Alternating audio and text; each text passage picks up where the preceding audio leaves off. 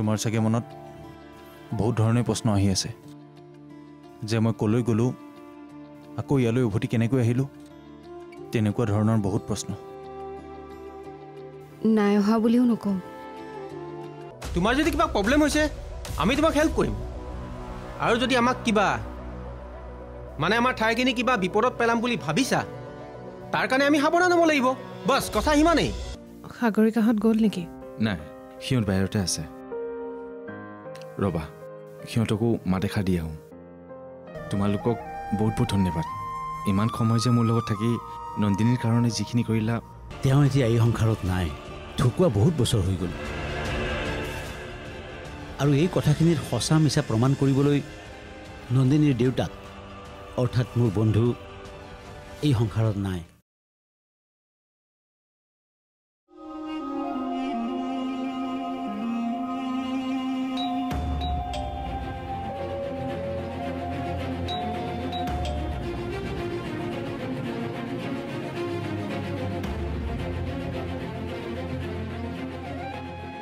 হয় কওকচোন দাদা আচলতে মই এটা সহায় বিচাৰিহে আপোনালোকৰ ঘৰলৈ আহিছোঁ হয় কওকচোন আজি ৰাতিটো মই আপোনালোকৰ ঘৰত থাকিব পাৰিমনে থাকিব মানে তুমি ক'ৰ পৰা আহিছা সেইবোৰ বাৰু পিছত জানিব আজি যদি আপুনি মোক সহায় কৰে মোৰ বৰ সুবিধা হ'ব দাদা বুজি পাইছোঁ কিন্তু ক'ৰ ছোৱালী কি কথা একো নজনাকৈ আমি কেনেকৈ থাকিব দিম বিশ্বাস কৰক মই কাকো একো বিপদত নেপেলাওঁ মানে ৰাতি বহুত হৈ যোৱাৰ কাৰণেহে মই ইয়াত থাকিব বিচাৰিছোঁ তোমাৰ ঘৰ ক'ত ঘৰ মোৰ ইয়াতে তেনেহ'লে তুমি ঘৰলৈ যোৱা মই ঘৰলৈ নাযাওঁ দাদা নাই নাই ভণ্টি বেয়া নাপাবা তোমাক আমি এনেকৈ নাৰাখোঁ তেনেহ'লে মই এই ৰাতিখন ক'লৈ যাওঁ বাৰু কওকচোন তুমি ক'লৈ যোৱা তোমাৰ কথা কিন্তু ইয়াত নহ'ব বেয়া নাপাবা দেই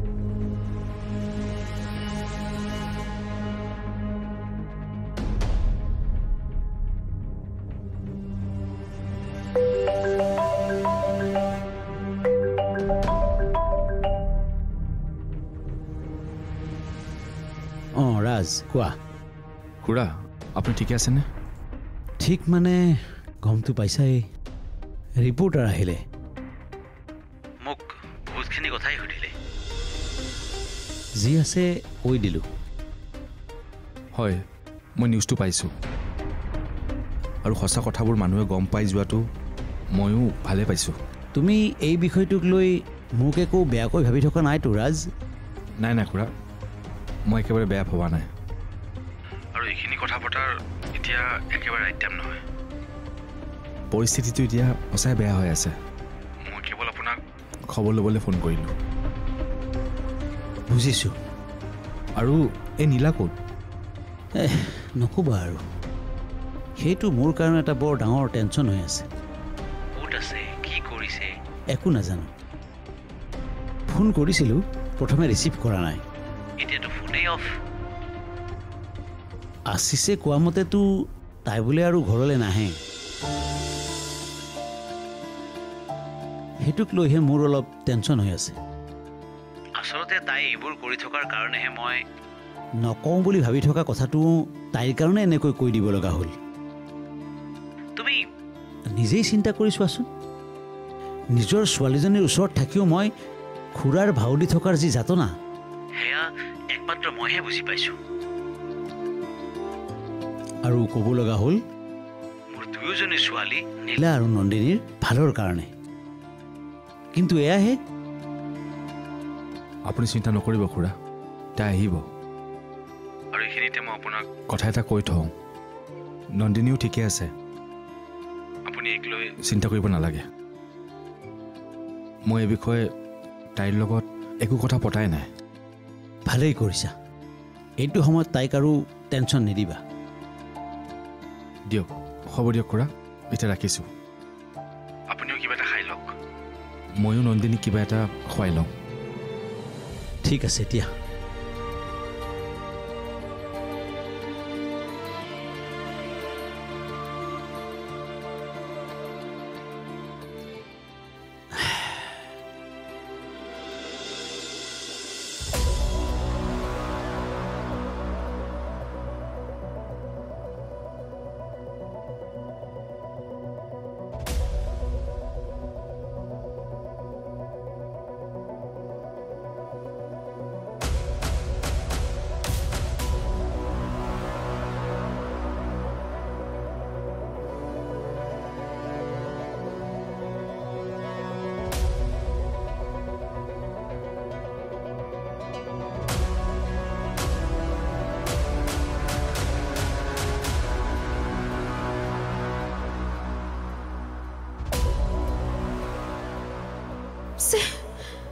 এটাই মোৰ ফোন ৰিচিভ নকৰিলে ক'ত থাকিম বাৰু মই এতিয়া থাকিবলৈ দেখোন ক'তো এতিয়া ঠাই নাই কি কৰোঁ এতিয়া মোৰ ঘৰলৈ যাবলৈও ইচ্ছা নাই সেই মানুহজনৰ সৈতে মুখামুখি হ'বলৈ মোৰ একেবাৰে ইচ্ছা নাই কি কৰা যায় নাই নাই ইয়াত এনেকৈ থকাটো ভাল নহয় অচিনাকি ঠাই নহ'লে মোৰে বিপদ হ'ব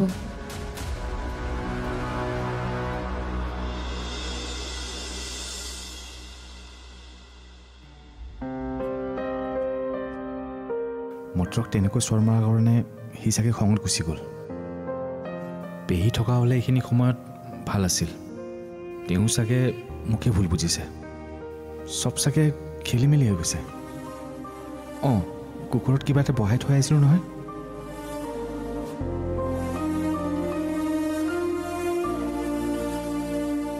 ইয়াত ৰখাই দিয়া এইটোৱে নেকি তোমালোকৰ ঘৰ অঁ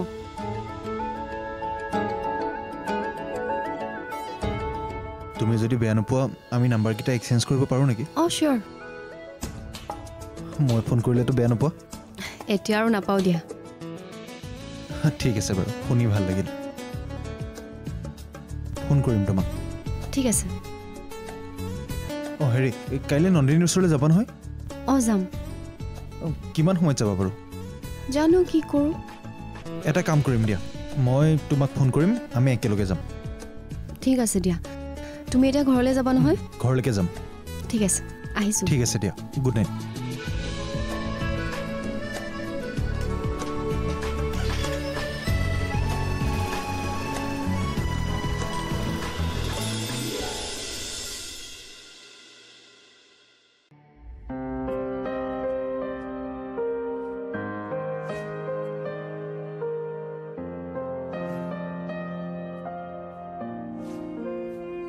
তুমিও খোৱা আকৌ মই খাম তুমি আগতে খাই লোৱাচোন পেহীয়ে বনাইছে নাই মই নিজে বনাইছোঁ তুমি বনাইছা মই বনাবলৈ নোৱাৰিম নেকি নহয় মই তেনেকৈ ক'ব বিচৰা নাই তেন্তে খোৱাচোন মোৰ দেখোন একেবাৰে খাবলৈ মন যোৱা নাই আৰে অকণমান খোৱাচোন নাখালে কেনেকৈ হ'ব মেডিচিন খাব আছে নহয় এটা কাম কৰোঁ ৰ'বা তুমি নিজে খাব নালাগে মই তোমাক খুৱাই দিওঁ পেহীয়ে মোক কিয় মাত দিয়া নাই তুমি অথনিৰ পৰা পেহী কথাতে কিয় লাগি আছা আছে নহয় পেহী তুমি আগতে নিজৰ কথা ভাবাচোন নন্দিনী চাওঁ কৰা খাবলৈ হয়তো বেয়া হ'ব পাৰে মই কিন্তু যিমান পাৰিছোঁ ভাল কৰিবলৈ চেষ্টা কৰিছোঁ ভাল হৈছে ঠিক আছে আৰু অলপ খোৱাচোন আৰে খোৱা কেইটামান তুমি নোখোৱা খাম আগতে তুমি খাই লোৱাচোন তোমাক মই বহুত কষ্ট দিছোঁ ন আকৌ কিয় বাৰে বাৰে একেবোৰ কথাকে কৈ আছা তোমাক মই এইবোৰ ভাবিবলৈ মানা কৰিছোঁ নহয় মোৰ কিন্তু খং উঠিব দেই ঠিক আছে এটা কথা বাৰে বাৰে মনলৈ আহি আছে কাৰণে সুধিব বিচাৰিছোঁ তুমি কিন্তু খং নকৰোঁ বুলি কোৱা সোধোনে কি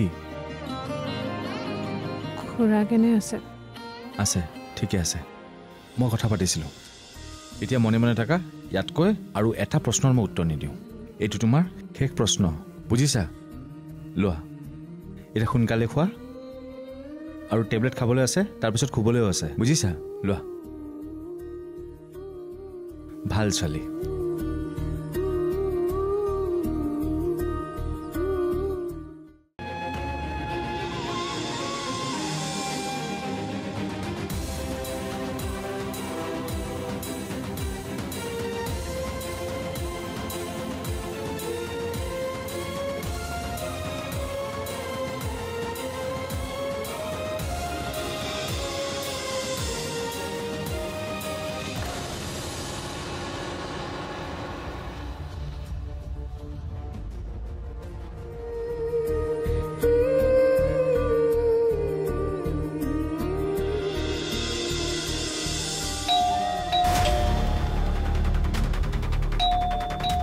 কোন আহিল আকৌ সেই আগৰ মানুহকেইটাই আহিল নেকি নে নীলা আহিছে।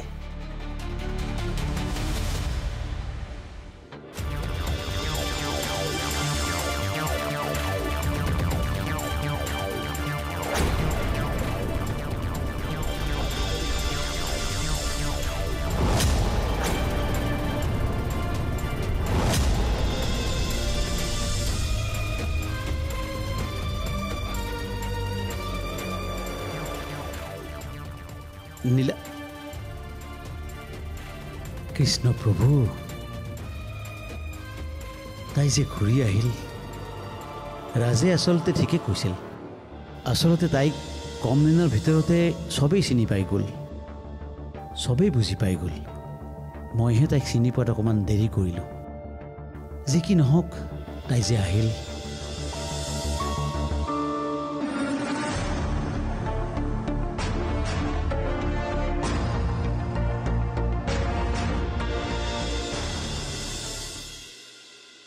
আশিষ, দেৰি হ'ল নেকি বাৰু? অলপ হ'ল, একো নাই দিয়া।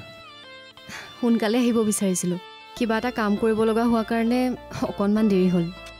বাৰু হ'ব দিয়া। আচলতে মই কালি ৰাতি গোটেই কথাখিনি ভাবিলোঁ। ভাবি মই এটা সিদ্ধান্তত উপনীত হৈছোঁ। তাৰ আগতে মোৰ সিদ্ধান্তটো ভাল হ'ব নে বেয়া হ'ব সেইটো আমি দুটাই পাতি ল'লে ভাল হ'ব। কোৱাচোন, কি ভাবিলা? চোৱা সাগৰিকা, যিহেতু নন্দিনী খেলৰ মানুহ, তাইৰ কাৰণে খেলেই মেইন। এটা কথা হয় যে কি, সময়ে তাইক সংসাৰৰ মাজত সোমাই দিলে, সেইটো এটা তাইৰ বেলেগ কথা। মই তাইক জানো, একেলগে আমি ডাঙৰ হৈছোঁ, আৰু তাইক মই ওচৰৰ পৰা পাইছোঁ। তাই সকলো বাদ দি কেৱল খেলৰ কথাকে ভাবে। এটা কথা ক'বলৈ গ'লেতো তাইৰ গাৰ তেজে তেজে হিৰে হিৰে খেলেই সোমাই আছে। সেইটো হয়।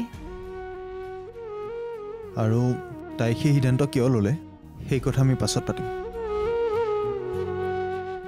কিন্তু এতিয়া মই ভাবিছোঁ আমি মেনেজমেণ্টৰ লগত কথা পাতিলে ভাল হ'ব।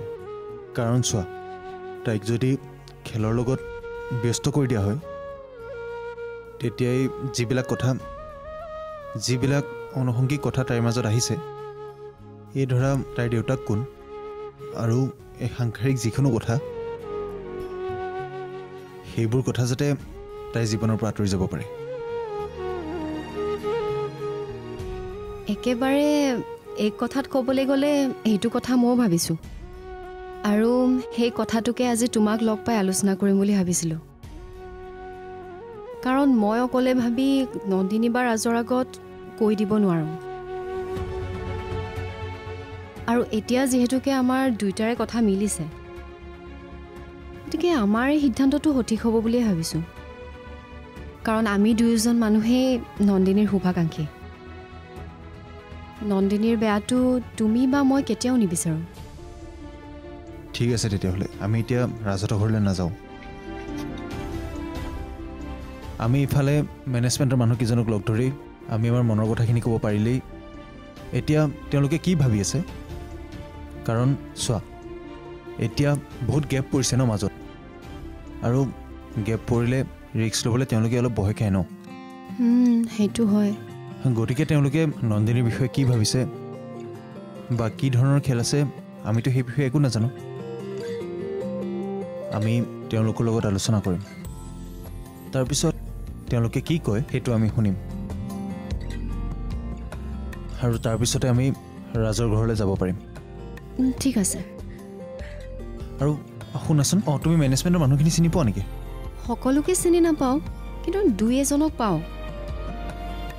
জানাই দেখোন, খেল খেলিব নোৱাৰিলেও কেইদিনমান তাইৰ লগত গৈছিলোঁ। ঠিক আছে, তেনেহ'লে তেওঁলোকক লগ কৰি ল'ম বোলা। বোলা।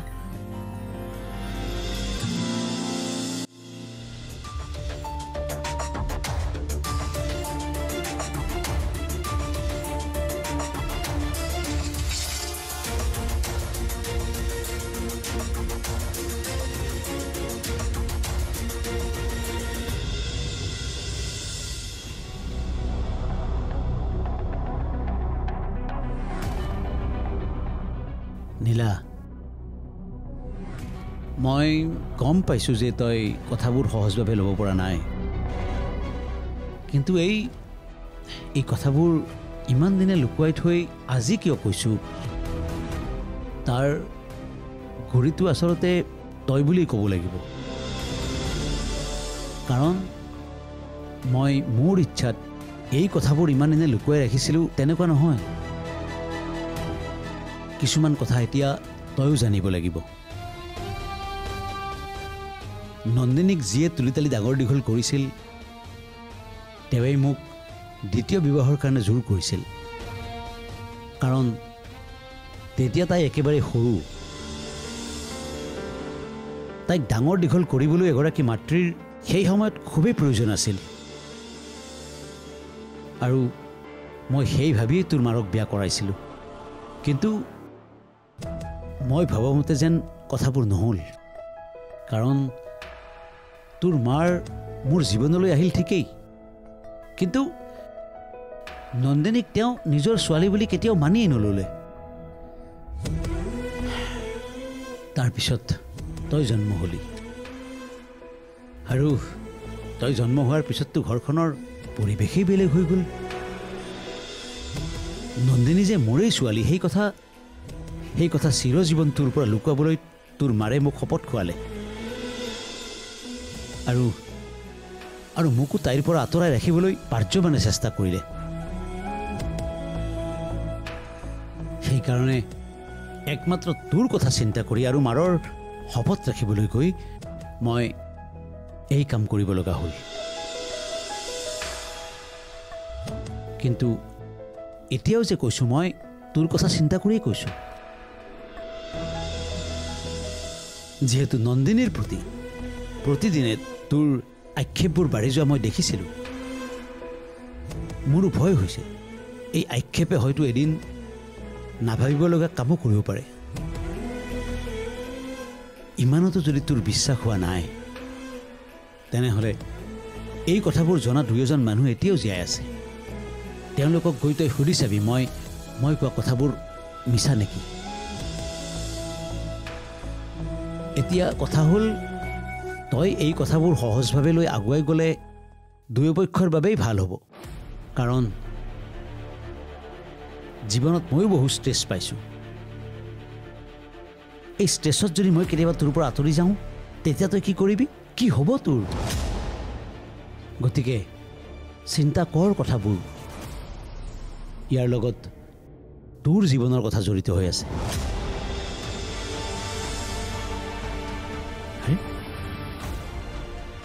কি হ'ল? উঠি গুচি গ'ল যে তাই? ইমানখিনি কথা কৈ কিবা লাভ হ'লনে?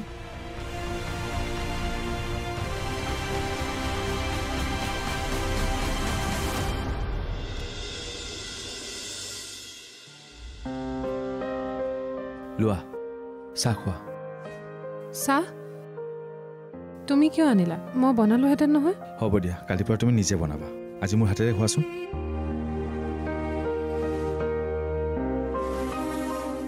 পেহীহঁত এনেকৈ গুচি যোৱাত মই সঁচাকৈ আচৰিত হৈছোঁ। আচলতে কথা এটা হ'ল যিটো মই তোমাক কোৱা নাই। সঁচা ক'ব গ'লে মই তোমাক ক'বলৈ বেয়া পাই আছিলোঁ। কি কথা? সেইদিনা তুমি হস্পিটেলত থাকোঁতে ৰিপৰ্টাৰ আহিছিলে তোমাৰ বিষয়ে জানিবলৈ। মই নোহোৱা সুবিধা লৈ মথুৰাই সকলো কথা ৰিপৰ্টাৰক কৈ দিলে। সেইকাৰণে কথাবোৰ এনেকৈ ওলাই গ'ল। তেতিয়া মোৰ সাংঘাতিক খং উঠাৰ কাৰণে মই মথুৰাক চৰ এটা মাৰি দিলোঁ, আৰু সেই খঙতে সি ঘৰ এৰি গুচি গ'ল। চৰ কিয় মাৰিলা? মানে নামাৰিম কিয়, সি মোক নুসুধা নেমেলাকৈ সকলো কথা ৰিপৰ্টাৰক কৈ দিলে। ৰিপৰ্টাৰে তোমাৰ অসুখৰ কথা গম পাই তোমাৰ খবৰ ল'বলৈ আহিছে সেইটো কথা বেলেগ, কিন্তু সি উস্তাদি মাৰি সকলো কথা ৰিপৰ্টাৰক ক'বলৈ কি দৰকাৰ আছিলে? আৰু এইবোৰ কথাই তোমাৰ লাইফত ইম্পেক্ট পেলাব পাৰে। আৰু সি কি কৰিছে চোৱাচোন, উস্তাদি মানে তুমি নিউজ চোৱা নাই কাৰণেহে তুমি গম পোৱা নাই। কথাটো তেনেকুৱাহে নেকি?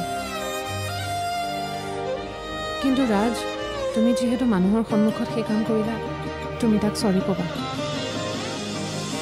আৰু তেওঁলোকক ইয়ালৈ মাতি পঠাবা। যদিহে তেওঁলোক মান্তি নহয় তেনেহ'লে মই কথা পাতিম। মই কথাটো ভাবিছোঁ, কিন্তু নন্দিনী অহাটো মানে তেওঁলোকৰ নালাগে নেকি আহিবলৈ?